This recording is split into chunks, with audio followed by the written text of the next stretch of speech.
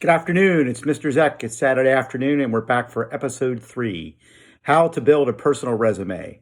Now, we're doing this because in episode 2, we went over some of the things that you needed to do to see whether or not it's your time to enter the workforce. So that was maybe talking over with your parents, maybe assessing some of the things you're doing, like in school, whether or not you're pretty responsible. And if all of those things are positive and you've made that decision and you want to go get a job, what do I do next?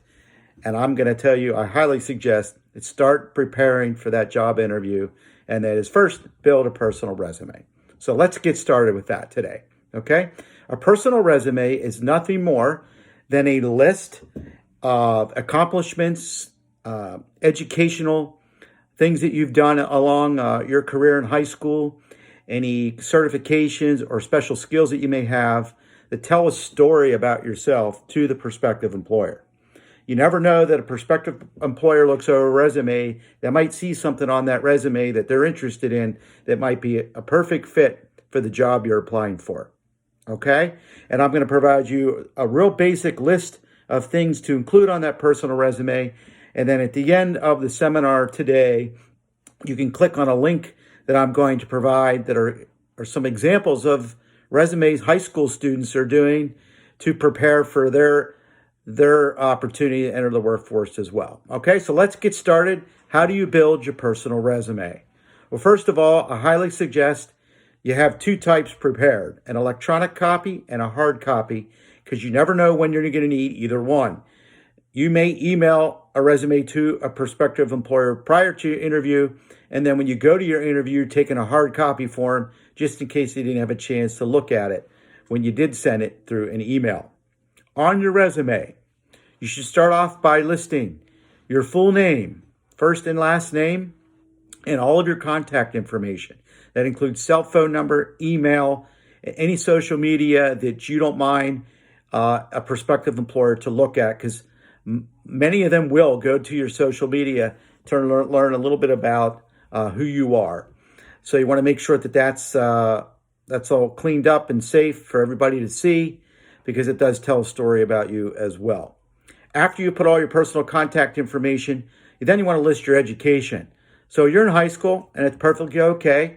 You are either junior, senior in high school, and you want to list that. You might want to list your GPA. If you're very proud of that, you can list that as well. And any academic honors or awards that you've gotten in high school to also tell a little bit about your academics, okay? If you have any work experience, did you cut lawn in the neighborhood? Did you do any babysitting over that time? Or maybe you do have some other work experience. You want to list that as well, because that shows you have some experience somewhere. If you don't, that's perfectly okay. Maybe you play in a sports team. Maybe you're a captain on a sports team, or you're in a band or an orchestra, or like all the other things that students do that talk about commitment and priorities. So you want to list those things as well, things that you're proud of and accomplishments. I would list any special skills you have. So, for example, if you're a babysitter, you probably have taken the CPR course. You might want to list that if you're current. Or if you have a coaching certification, you coach in the Little Leagues, or you help out and you have gone through some instruction there, you want to list that as well. If you have some skills on, I know how to fix things, I can fix cars, you want to write that stuff down too. Okay, that's perfectly okay. You're telling a story, you're trying to sell your skills to a prospective employer. And the last thing I think is most important, that'll help bind everything together, is you want to have a list of references, a list of people that can speak to your character and work ethic. You want to put their contact information down too. You certainly want to ask them prior to doing that, cell phone number and easy email that they can be reached, okay?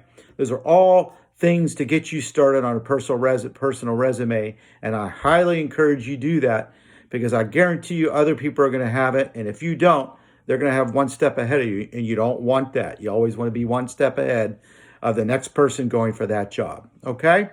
So make sure you click on those links I'm going to provide you. They'll give you good examples of what a high school resume would look like, and if you have any questions or you need me to look over a resume that maybe you've created, I've been more than happy to do that. I've done that when I was a principal. I've looked at teachers' resumes, and also in my businesses, I've looked at quite a few resumes as well, and I can tell you what stands out and what helps other people. Okay? So enjoy the rest of the day. This was Building Your Personal Resume, and I look forward to talking with you for episode 4. Thanks.